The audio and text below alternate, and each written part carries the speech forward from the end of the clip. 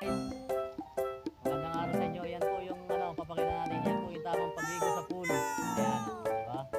Para hindi po masyadong mabasa. Yan po yung tamang proseso.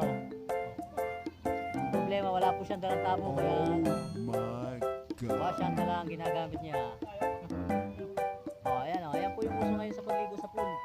Kita nyo. Ayan. Wow! Tamang pagligo sa pool. Ayan po yung mga bago. Para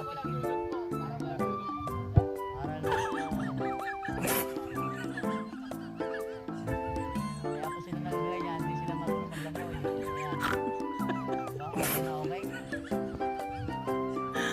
Hindi na kailangan ng coast guard. Lifeguard. Ayan. So yun lang guys, bye-bye na. Sana may natutunan kayo sa aking marunong.